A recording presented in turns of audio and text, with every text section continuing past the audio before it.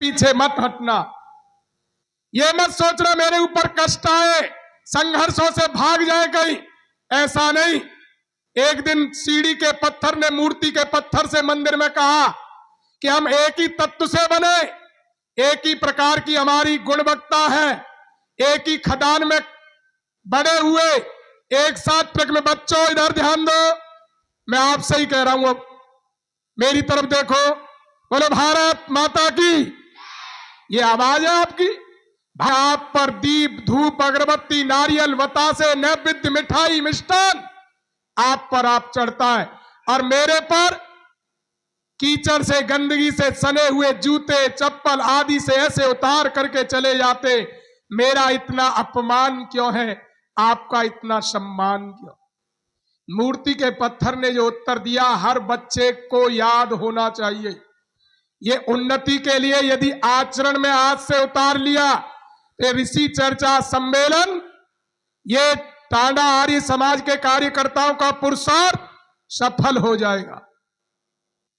मूर्ति के पत्थर ने कहा सही कह रहे हो, एक ही तत्व है, एक ही जैसी क्वालिटी गुणवत्ता मेरी एक जैसी है, एक ही साथ बढ़े, एक ही साथ लद करके आए। जैसे ही कारीगर ने मूर्ति बनाना शुरू किया, छेनी रखी, हथौड़ी की चोट मारी, आपने एक भी चोट सहन नहीं की और छल करके दूर चले गए।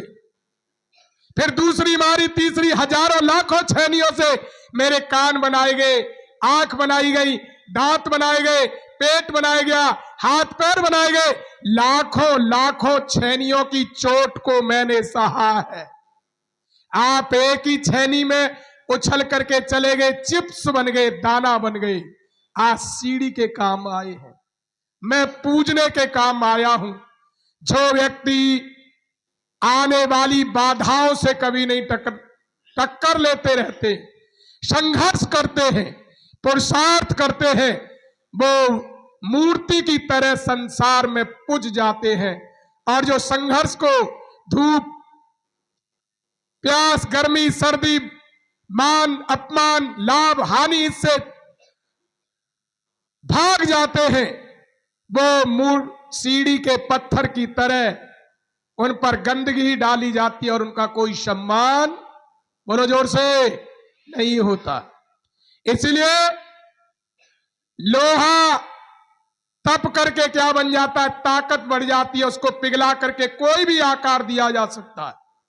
लोहा जितना तपता है उतनी ताकत से बढ़ता है। सोने में जितनी आग लगे वो इतना प्रखर निखरता है, सोने में जितनी आग लगे वो उतना प्रखर निखरता है। हीरे में जितनी धार लगे, हीरे में जितनी धार लगे वो उतना खूब चमकता है। मिट्टी का बर्तन पकता है, किसमें पकता है मिट्टी का बर्तन? आग में। मिट्टी का बर्तन पकता है, मिट्टी का बर्तन पकता है, दिन भर खूब खनकता है। मिट्टी का बर्तन पकता है, दिन भर खूब खनकता है। यदि सूरज जैसा बनना चाहो, बच्चों ध्यान दो, सूरज जैसा बनना चाहो तो सूरज की तरह जलना होगा। नदियों सा आदर पाना है तो पर्वत छोड़ निकलना होगा। हम दयानंद के बेटे हैं, हम दयानंद के बेटे हैं।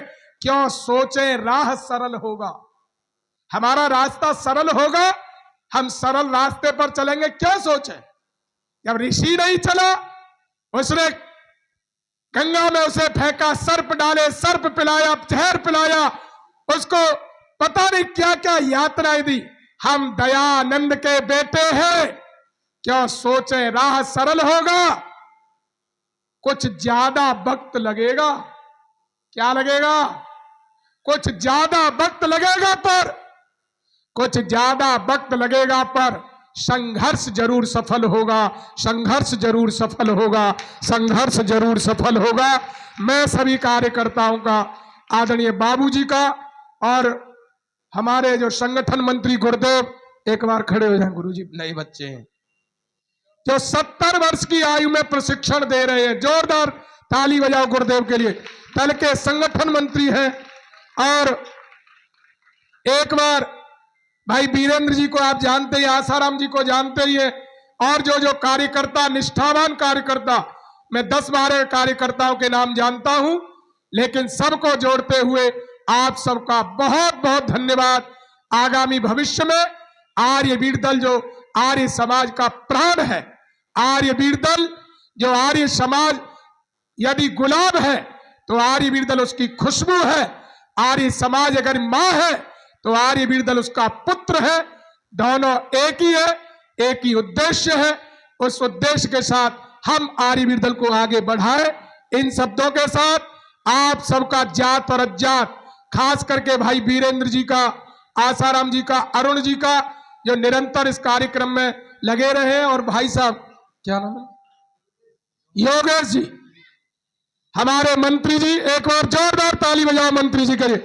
निरंतर देख रहा हूं, मैं क्षमा चाहता हूं, और मैं योगेश जी का, अपने मंत्री जी का, और इस विद्यालय की प्रधानाचार्य महोदया जी का, आदरणीय मल्होत्रा जी का, और भाजपा नेताजी का, मंच पर बैठे सभी का आर्यवीर दल उत्तर प्रदेश की ओर से स्वागत, और सबसे ज्यादा धन्यवाद आप सबको मैं नमन करता हूं।